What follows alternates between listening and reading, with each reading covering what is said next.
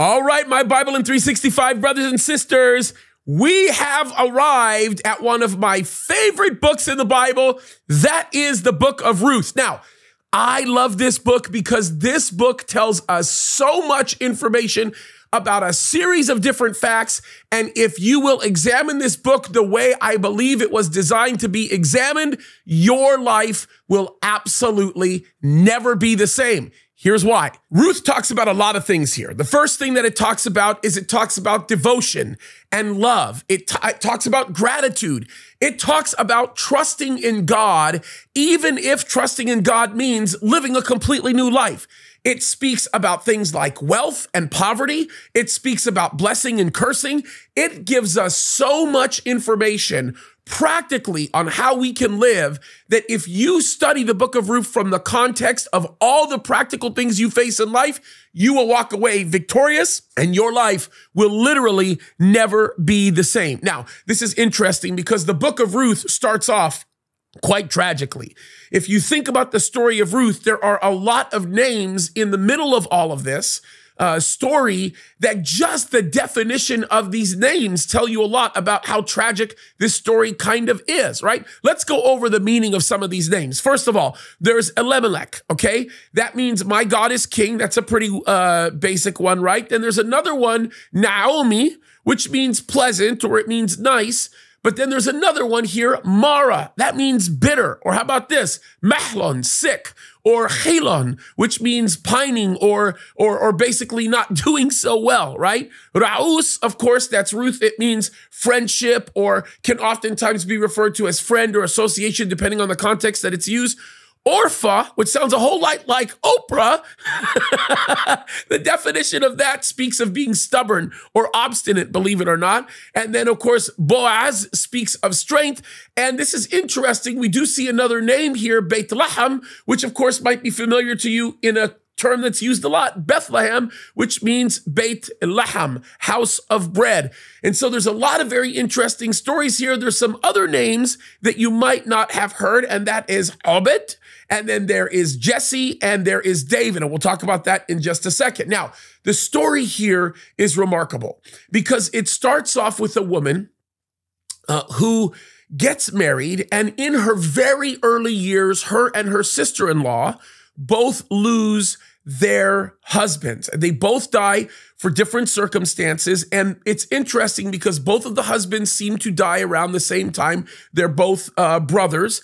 And of course, the father of those two men also die around the same time. So you've got the mother-in-law who's a widow. You've got both of the women who are also widows. They don't have any children yet, and they're both relatively young. Now, according to the Old Testament law, they would have the ability to be able to move along and find somebody else to marry. And there was a very specific context in how that would actually work, as you're going to learn about the concept or the biblical precedent that is behind the kinsman redeemer. You'll learn that in the book of Ruth. Now, what's really interesting here is we see a story of two distinct women going two very different ways.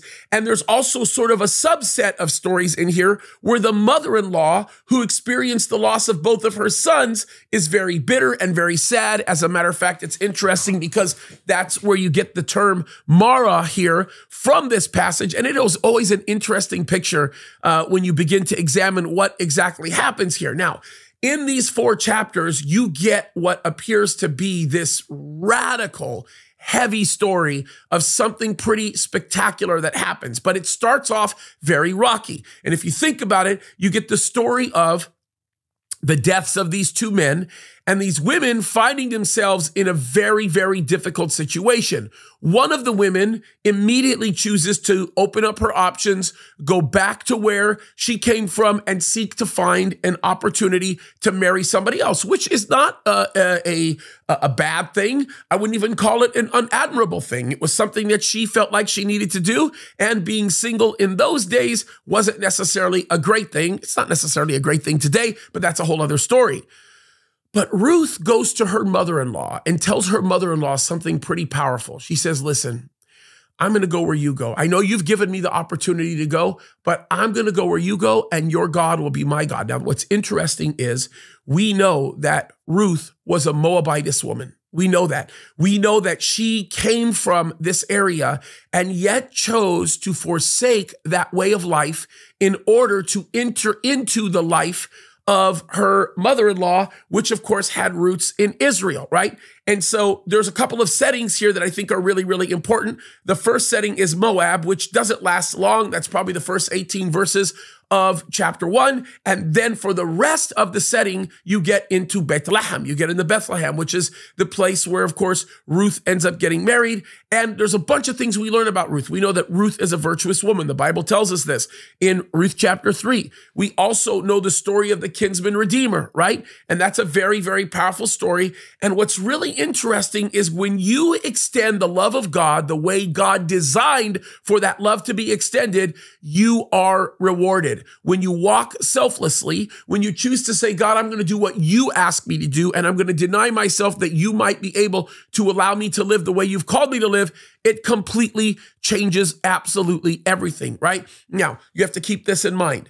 There are lots of things that we learn about the mindset that exists with poverty and the mindset that exists with wealth, the mindset that exists with cursing and the mindset that exists with blessing. And there is so much that we learn. It's interesting because in the book of Ruth, literally, I'm going to estimate 22, 23 verses. You see Ruth go from a poor widow to a wealthy married woman. And God did that. It was a miraculous action. And it's also interesting because when you even look at Ruth's mother-in-law, how bitter she was and how hurt she was about so many of the things that had happened. When Ruth ends up meeting Boaz and marries Boaz, God uses the faithfulness of that woman. God uses the faithfulness of Ruth to restore the heart and the mind of Naomi. Because one of the saddest things about Naomi is Naomi had believed that she would never have grandchildren and that it was the end of the road for her and her family. Yet what ends up happening is Ruth marries Boaz. They both come together. They have a child. That child's name is Obed. And that child that they both have, Obed, has a son, and his name is Jesse. And Jesse has several sons, one of which is very important to the rest of the story of Israel, and that is David. So yes, you got it. Naomi was the great-great-grandmother of King David. Think about that for a second. The great-great-grandmother of King David. Ruth would be David's great-grandmother. Of course, you know the rest of the line. What a powerful story, and that all relates to the faithfulness of God. So you think about that, what a spectacular picture that actually creates, and you begin to see how God's heritage was brought into play and the nation of Israel was restored. Now, I'm going to say this because this is really, really important, right?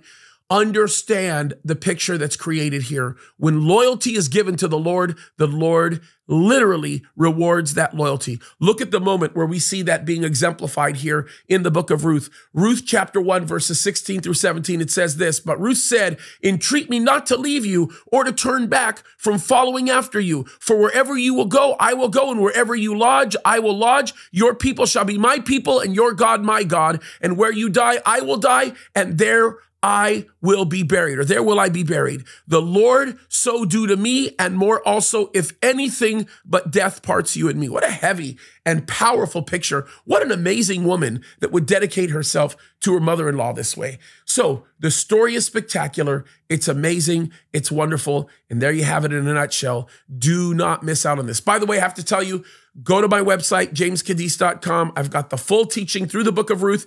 It's very special to me, by the way, because God used my teaching through the book of Ruth as a tool that actually brought my wife to me. It's an interesting story. I'll have to tell you guys about that later. Anyway, love you guys. God bless you. Keep fighting the good fight.